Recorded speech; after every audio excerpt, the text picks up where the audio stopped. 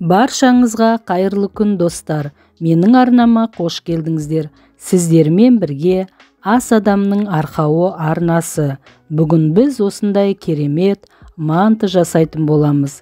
Менің пайдалы кеңестерім мен видеоларымды жіберіп алмас үшін менің арнама тіркеліп, лайк басып қоюды ұмытпаңыздар. Осылайша қазақ тілді арналардың дамуына өз үлестеріңізді қосып, қолдау білдіреді деген ойдамын. Манты жасау үшін бізге алдыменен қамырымызды дайындап алуымыз қажет. Қамырын дайындау үшін мен 500-550 граммдай ұн алдым және 2 жұмыртқа, одан кейін тұз қосылған суды дайындап қойдым алдыменен. Одан кейін осылайша қамырымды илеп шықтым. Мантыға қамырының кішкене қаттылау болғаны дұрыс. Жұмсақ болып қалса, білесіздер, тамағымыз әдемі болып шықпайды, езіліп кетеді. Сондықтан да кішкене қаттылау қылып илейміз осындай қылып. Одан кейін қамырымызды тындырып қоямыз. Енді осы қамырдың арасына салатын салмасын дайындаймыз. Салмасын дайындау үшін шамамен 800 граммдай тартылған етке мен 1 килограмм 200 грамм немесе 1 килограмм 300 граммдай пиязды қолданып жатырмын. Мантының негізі пиязының көбірек болғаны жақсы. Пиязы көптеу болса, мантымыз соғұрлым сочный болып, дәмді болып шығады. Пияздарды осылай ұзынша етіп кесіп аламыз да, одан кейін оны осылай майда қылып ұсақтап турап шығамыз. Өте майда болса, әдемі болып шығады. Теркадан да өткізуге болады, немесе ет тартқыш дейді, мясировкадан да өткізуге болады пиязды. Бірақ кішкене арасында пиязы бар екені көрініп тұрғанын жақсы көремін. Үйдегі балаларымыз да пияздың кішкене көрініп тұрғанын жақсы көреді. Сондықтан да осылай майдалап турап шығамыз біз. Алдыменен пиязын өлтіріп алғанымыз дұрыс. Пияздың өзіне тұзын салып, дәмдеуіштерді, жаңа қара бұрыш, қызыл бұрышты салып, пиязымды алдыменен жақсылап, қолменен мұжғалап, осылай араластырып аламын. Одан кейін үстіне жаңағы тартылған етімді салып, пияз бен етті жақсылап араластырып аламын. Бүгін біз мантыны сиыр етінен, сиырдың тартылған етінен жасап жатырмыз. Мінекей жақсылап, мұжғылап, осылай араластырып алсаңыз, неғұрлым көп мұжғыласаңыз, соғұрлым салмасы өте жақсы болып шығады. Пиязы көптеу болса, соғы да көп шығады пияздың шырыны. Сөйтіп, сулы әдемі болып шығады.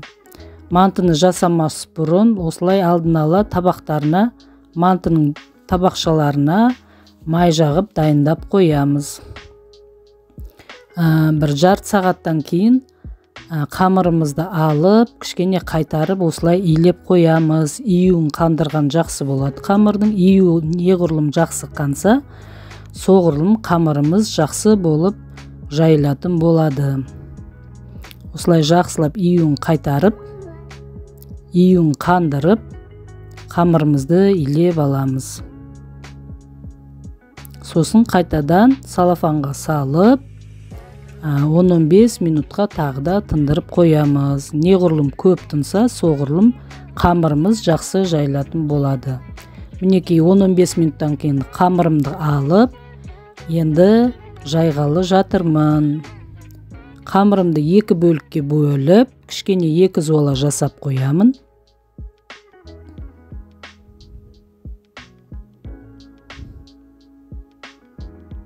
Екіге бөлген себебім, үлкен бір зуаладан гөрі кішірек 2 зуала болса, тезірек жайып аламын. Біреуін тындырып қойдым, екіншісін жаямын. Кішкене ұнды себелеп жіберіп, қамырымызды осылай жұдырықтың көмегімен айландырып, асты үстін аударып отырып, осылай жаймалап шығамыз қамырымызды. Жұдырықтың көмегімен әдемі дөңгелек формаға келтіреміз. Барлық жерінің ортасының да шетінде қалыңдығы бірдей болғанын бақылап, қадағалап бірдей қылып жасаймыз. Одан кейін оқтаудың көмегіменен қамырымызды айландырып отырып жаямыз. Одан соң қамырымызды оқтауға орап алып, айландыра отырып осылай қамырымызды жаямыз. Қамырды жайған кезде қамырдың екі шетін ғана басып жаямыз. Алғаш жайған кезінде қатты басуға болмайды, жай басып, екі шетін айландыра отырып, өстіп, жақсылап жайып аламыз. Байқасаңыздар, қамырымды жайып жатқан кезде алғашқы уақытта кішкене ұн себелеп отырып жаямыз. Одан кейін қамырымыздың жайылуына аз қалған уақытта ұн сеппейміз, өйткені ұрпағы көп болып кетсе, кейін манты жасап жатқан кезде қамырымыз бір-біріне жабыспай қалады. Гармошка сияқты жинап алып, осылай қамырымызды жинап қоямыз да, оны осылай 6-7 сантиметр қылып кесіп шығамыз. Енді әр үйдің егесі өзі біледі, қамырының үлкенді қандай болған. Үлкен мантыны қаласаңыз, қамырын ірілеу қылып кесесіз. Егер кішкентай сүйкімді болғанын қаласаңыз, кішірек қылып кесесіз. Меніңкі енді мен орташа етіп кестім деп ойлаймын, үлкен де емес, кіші де емес. Осылай қамырларды бірінің үстіне бірін қойып, одан соң шаршы етіп қамырымызды кесіп аламыз. Осы шаршы етіп кескен қамырларымыздың бәрін жинап, сосын бір ыдысқа салып, бетін жауып қоямын. Себебі қамырымыз қаязғытып, қатып қалу мүмкін. Қатып қалса, қамырымыз икемге көнбей қалады, жабыспай қалады. Манты жасап атқан кезде икемге көнбей, жыртылып кетуі мүмкін, кесіліп кетуі мүмкін қамырдың. Сондықтан да өзінің әдемі жұмсақ қалпын сақтап тұру үшін бетіне орамал жауып, өстіп қойып қоямыз. Жаңағы салмамызға кішкене сұйық май құйып жібереміз. Сонда тамағымыз өте майлы. Пиязды да көбірек қостық. Пияздың сөлі, суы шықты, кішкене су май қостық. Сонымен бәрін жақсылап араластырамыз. Енді біздің мантымыздың салмасы өте керемет, дәмді болды деп ойлаймын. Осы мантының керемет болып шығуы салмасына да байланысты. Мантыға етін көбірек қылып саламыз, молдау болғаны жақсы. Екі шетін біріктіреміз қамырдың. Қарама-қарсы тұрған екі шетін ұстап, жапсырып біріктіреміз. Одан кейін көріп тұрсыздар, екі шетін біріктірдік. Одан кейін екі шетінде құлақтарын бір-біріне жапсырып, осылай мантыны түйіп шығамыз.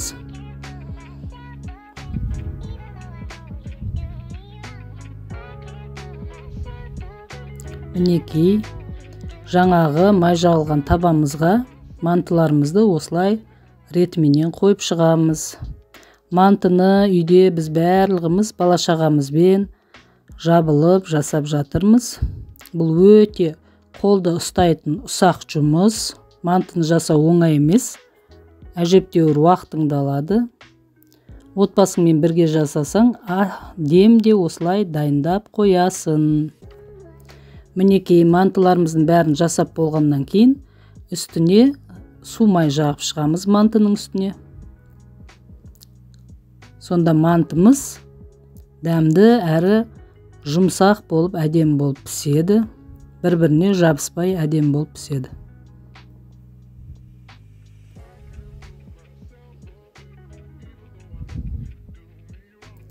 Мінекей, бәрінің бетіне майын жағып шықтық.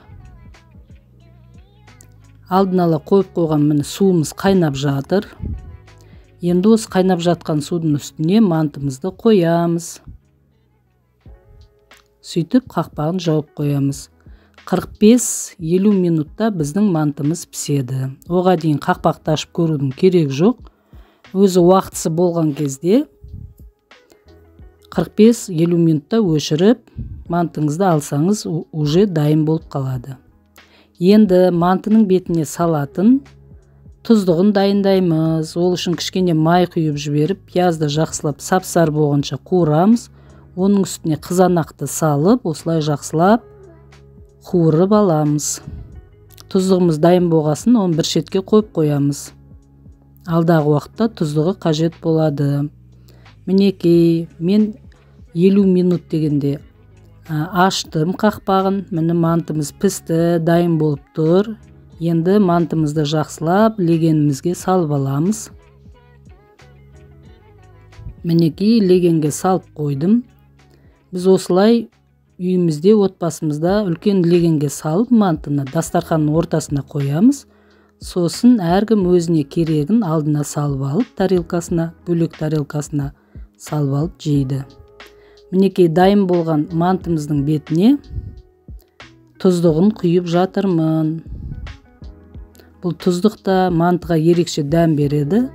Қызанақтан қышқылтым әдемі дәм шығып, адамның аппетитін ашады. Мінекей, біздің мантымыз дайын болды. Өте керемет, күшті болып пісті.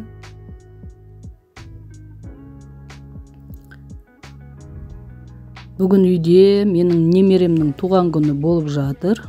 Бүгін немерем 4 жасқа толды.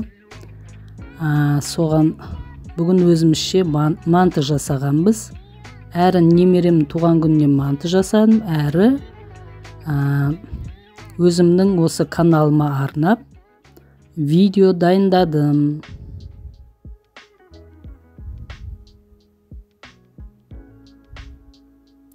Мінекей, біздің мантымыз осындай керемет болып шықты.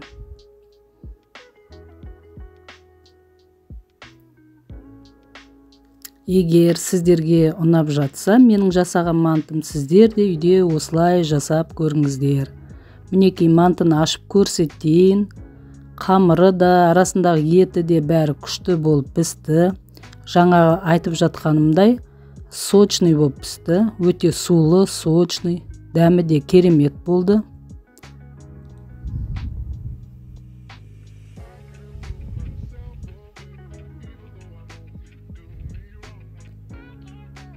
Мінекей, енді манты менен туған күнімізді жақсылап өткізе берсек болады. Назар қойып тыңдағандарыңызға үлкен рахмет. Мінекей, менің туған күні болған немерем 4 жасқа толып жатыр. Сау болыңыздар.